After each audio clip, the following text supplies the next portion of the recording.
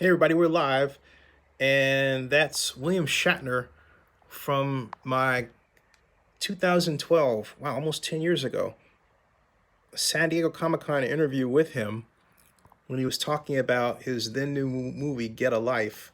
Uh, it's a rather entertaining kind of exchange because I was wearing my Star Trek pin, and so they designated me to sit right next to him, which I thought was really kind of the other bloggers and reporters there. Watch.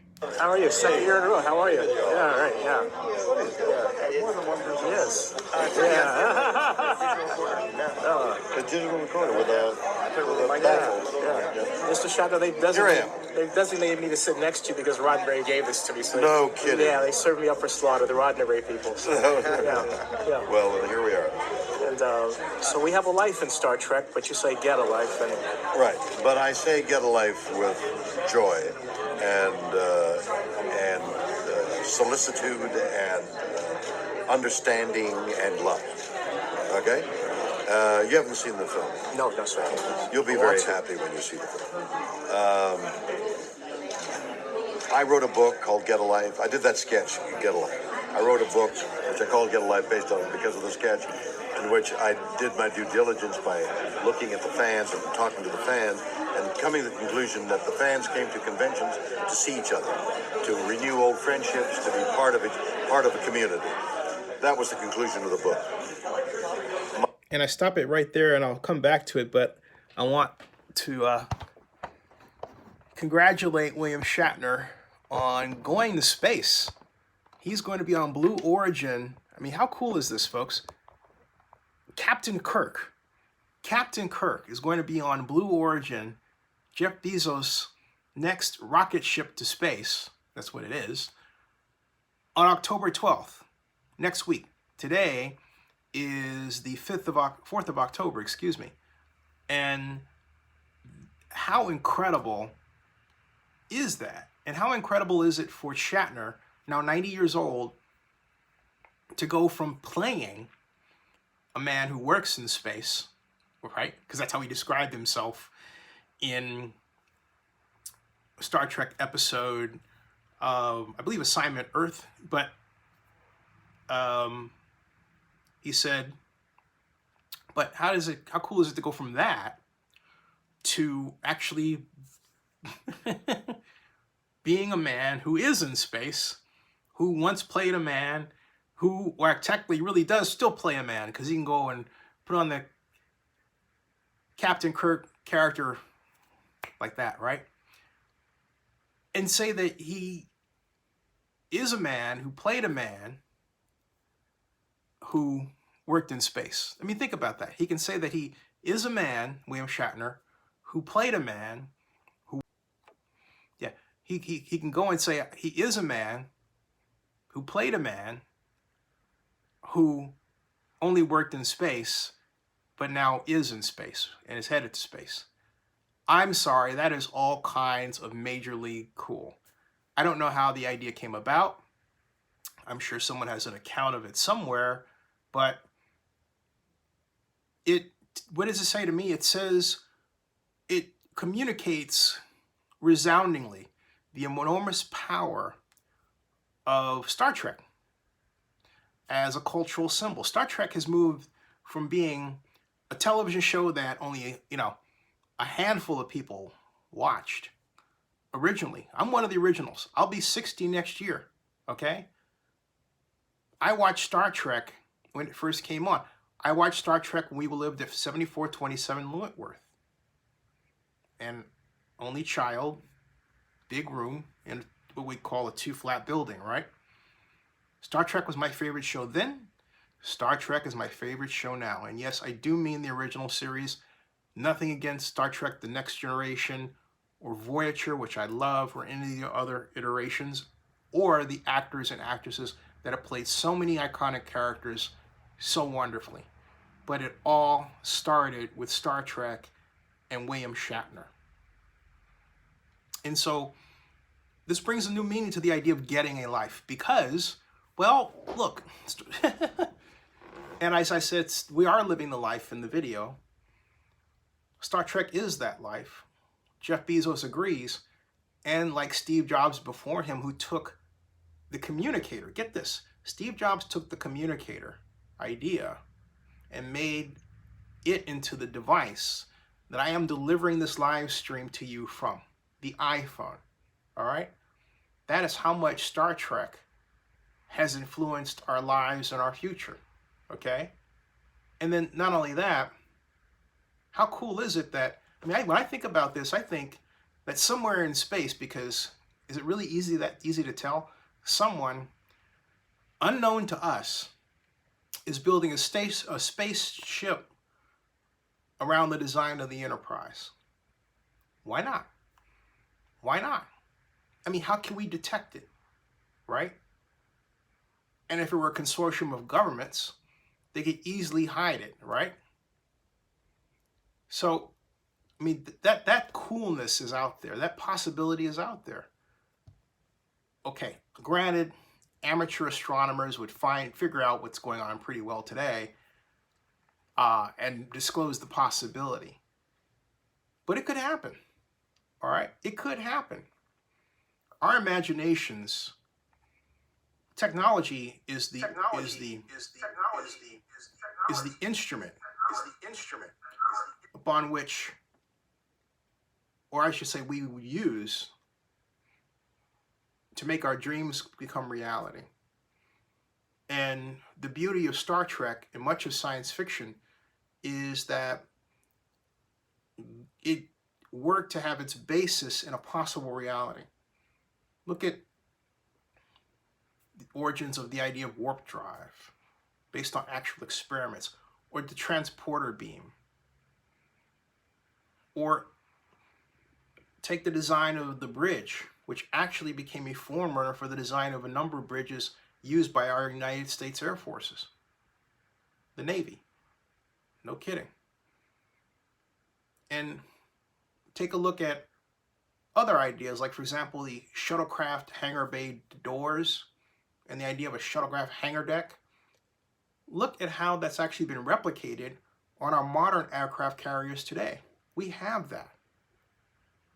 All of this, all of what I've described to you, and many more examples, come from Star Trek, the original series.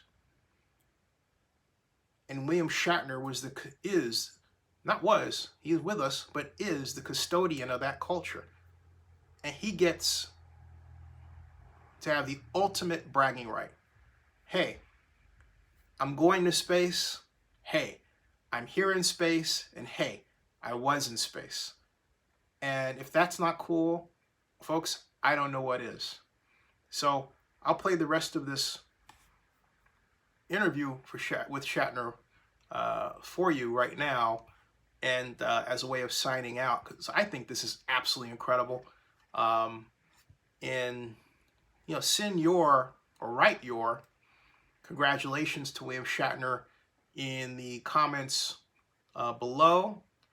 And look, this is news, okay? This will be all over. It's just go on to Oakland News Now, Google News, and I'll make sure that Shatner and/or his people see it.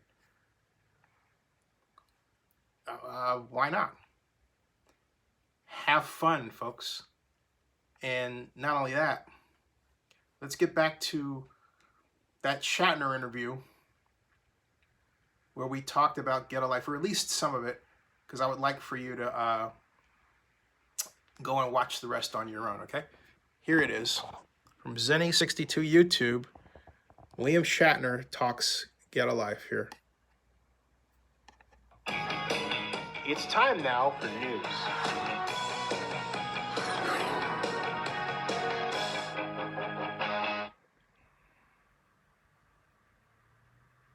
The great Mr. Shatner. Welcome. How are you? Second year in a row. How are you? Yeah, all right. Yeah. Yes. Yeah. A digital recorder with a Mr. Shatner, they've designated me to sit next to you because Roddenberry gave this to me. So no kidding. Yeah, they served me up for slaughter, the Roddenberry people. So, yeah. Well, here we are. And so we have a life in Star Trek, but you say get a life, and Right, but I say get a life with joy and solicitude and understanding and love. Okay? You haven't seen the film. no, sir. You'll be I want very to. happy when you see the film. I wrote a book called Get a Life. I did that sketch, Get a Life. I wrote a book which I called Get a Life based on because of the sketch, in which I did my due diligence by looking at the fans and talking to the fans and coming to the conclusion that the fans came to conventions to see each other, to renew old friendships, to be part of a community. That was the conclusion of the book. My documentary concludes something far deeper and far more interesting than that. Yes, all of that what I thought in the book is true, but it was only on a surface level. I was able to go on a much deeper cultural, sociological level of why people come to Comic-Con, Star Trek conventions, what is the fascinating part of Star Trek and science fiction, and I use examples of the people and also some very intelligent people who talk to me about what they teach. And you talk about the friendships in the documentary and how people come together for friendships, and you've obviously dealt with family for years and years. Have you yourself actually become friends with some of the fans? no. No, I have not. But there are actors who have, and I delineate this. There are actors who have life friends that have lasted as long as their lives together, and have gone from being fan and star to friends who go on trips together. There are actors who have done that. There is a fan who became Roddenberry's assistant, who is now a force in Star Trek, and he's in my next documentary. Actually, that leads to two questions. We're going back to what he was talking about. So, were you inspired by one of the fans? I have seen the documentary, and I'm speaking about Captain Kirk. Captain Dave is extraordinary. I was inspired by that. As much as Dave was inspired by us, to look into his bright blue eyes and to see the fervor, the passion for life that he exhibited, and the fact that he lived for so many years longer than he would have if it hadn't been for Star Trek. Those are some of the stories that I paint in the documentary. The leaf motif of him whizzing around from panel to panel as he tries his best to encompass as much as possible in a convention, and then be turned up at the next convention, and even and have even more at an angle, and less breath to blow to guide his wheelchair, but still the bright blue eyes, which never extinguished until they were. And you also spoke about, you wrote on Google Plus that you were going to work on a new documentary, and it was about the next generation. Yes. Can you tell us something about that? I can't tell you anything about it. I'm in the middle of a discovery process, like this week. Okay, I can't tell you anything about it. Can you tell me when? No, I can't. The reason I can't tell you anything about it is I don't quite know. Okay. Okay, I'm in the process of examining what I've done. Right. And that's why I can't tell you. Have you talked to people whose friendships have been influenced by Star Trek? I mean, Absolutely. I've been a Trekker fan since 6, so that's why I my asked. gosh. You know, Oh yeah, my it's gosh. like- The documentary abounds with people whose friends, people got married, people got children, whole families come. I mean, it's But in remarkable. my case, something else. The friends that I have, going all the way back to the 60s, Right. were white, and when they were 14 and 24, told people that they shouldn't be racist toward me. At that time, we all started Star Trek clubs, and that's something that no one's ever talked about. Really? Yeah. Well, that's one of the edicts, if you will, of Star Trek, isn't it? Yeah, it's something that, you know, The commonality of humanity. and people thank you for that. That's why I was wondering if you thought about going in that area. You know? Well, that's part of the documentary. That is it's so it's so part of my acceptance. I don't even think of it as being as being a subject matter, but I'm aware of what you must be feeling.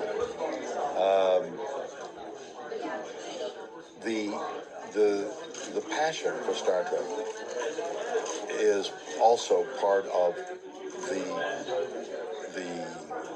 essence of Star Trek. The non-interference, the commonality of human beings, all those wonderful precepts that Roddenberry wrote about. That's one of the attractions of Star Trek, and I make sure that. And so, folks, this is a longer interview. How have you learned about? I'll stop it there. You can pick it up at the 6:47 mark. This is on Zenny 62. William Shatner interview. Star Trek fans get a life movie at San Diego Comic-Con. That was July 16th, 2012. One of the most enjoyable interviews I've ever had. And I say congratulations again to Captain Kirk, my hero. Captain Kirk headed to space thanks to Jeff Bezos